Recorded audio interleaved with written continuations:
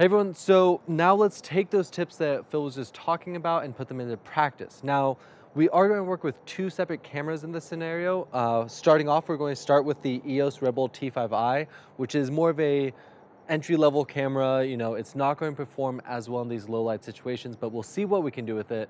And then we're going to jump up to my Sony a7R III, which is really incredible in low light situations, and we'll show you the difference of the two cameras. So starting off, I have the kit lens 18 to 55. I'm in auto mode. I've turned off the flash though. I don't want to deal with any flash for this scenario. And let's just take a photo right off the bat. Go to 24 millimeters and I'm just going to take a shot of Phil here. All we have are these Christmas lights. You might even notice in our video camera, we've had to boost up the ISO just because it's pretty minimal lighting right now. So here we go, let's take this shot. Phil, if you want to turn your shoulders towards me. Cool. Get the lights in there. All right, and awesome. So under the auto settings, it went to 3.5, which is the most wide open this lens can go.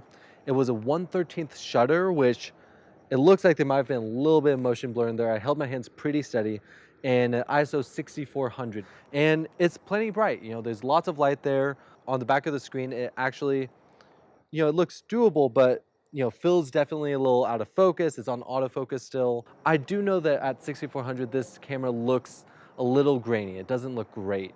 So let's hop over into manual mode, just so we can start playing with the actual settings. I'm also going to throw on a 50 millimeter 1.8, just so we can open up the aperture a little bit more. All right, so I've thrown on the 50 millimeter 1.8.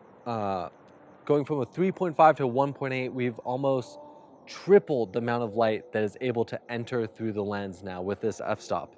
So I'm actually, you know, let's go back to the auto mode and see what it does with auto settings now that it has that much more light with the aperture. We're also on a 50 millimeter now, whereas before that last photo was taken at 18 millimeters, so I'm much closer to Phil. I'll take one close-up and then I might have you step around. Nice. So it's actually not a horrible photo. It's at 1/60th shutter speed, which is, you know, for hand holding is a pretty good speed. It actually set it to f2.2 and the ISO is still 6400, which is higher than I would like this camera to be shot at. So I've dropped the ISO down to 1600, which I think is a little bit more manageable. I'm going to change the f-stop to being wide open, so all the way down to f1.8. And the shutter speed, I'll set to 1/30th. Let's see what the light meter says.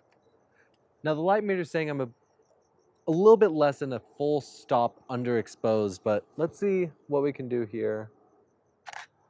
All right, so as you can see, this photo I think looks about the same exposure as the auto settings, but is able to bring down the ISO.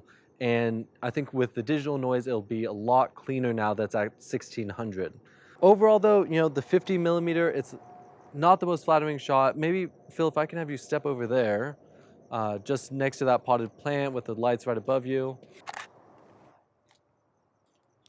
So that's a little bit more interesting. You know, something I'm noticing is that while the autofocus is pretty good, it's having somewhat of a difficult time actually focusing in these low light situations. So I'm going to hop to manual focus and really just dial in that focus myself. Cool.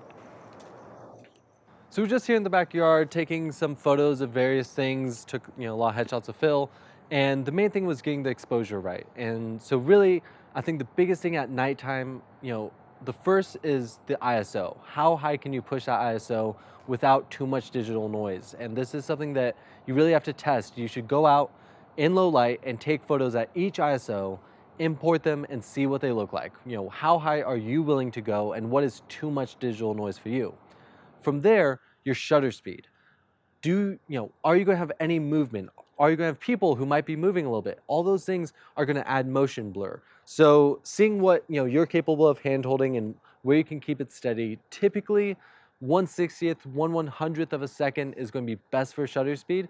but in low lights, you might have to go lower than that. So, sometimes using a tripod's good, but again, if your subject's moving, even if your camera's steady, it doesn't matter. So just some things to think about. And also having a prime lens that can open up to f1.8 really helps. On that kit lens that was f3.5, we never could have gone to ISO 1600. So these are all things to think about. It's an exposure triangle, but you're dealing with minimal amounts of light. So now we're going to take my Sony a7R III and just compare the difference of what the EOS Rebel T5i is capable of and what this camera is capable of. This is obviously a much more professional level camera. It's known for its high ISO capabilities, and we just want to share with you, when paying for these, more expensive cameras, what they're actually capable of doing. So the full frame, that alone will allow more light in. It's a major reason that people like purchasing full frame cameras. Cool. I'm now going to bump up to the maximum, which is 32,000. See what that looks like. Going to bring my shutter speed down to 1/120th. Cool. Just for kicks, there's a couple sort of extended ISOs, which goes all the way to 102,000 ISO. So let's just check this out. And it's crazy. So it's nighttime. My shutter's now at 1/400th of a second, f2.8, and ISO 102,400. Let's get Ashby in there. Awesome. I'm going to bring my ISO back down just to actually make this look nice. I've dropped down to 12,800, and I've now brought my shutter to 1/40th, which we'll see how still Ashby can stay. Awesome. Now, just because we're out here, we're having some fun, we brought this ladder out. We're going to see what it looks like just to get a different perspective. I think, especially when you have limited lighting, it's good to move around the light, see how different lighting looks, and just try different angles. So I'm going to climb up here into the tree. Now, one thing I was trying to do right there is that you have these lines of the fence and these concrete squares down below. And because I'm kind of off angle, I can't get perfectly straight. So instead, I'm going to try and line up with this Torii gate thing. I'm taking all these and I'm still in autofocus. This camera has a great autofocus system, but I'm going to hop over to manual focus just to really make sure that I get a nice crisp focus. It's always interesting getting up high. I mean, just the whole world looks so much different. But when taking these photos, I noticed there's some cabling off to the side and it didn't look quite right. So we moved those off to the side. It's really important to check your entire frame.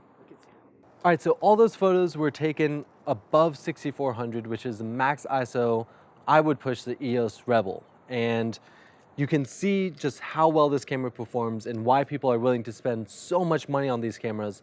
Really, it's because you're able to use very little light and still get great looking photos.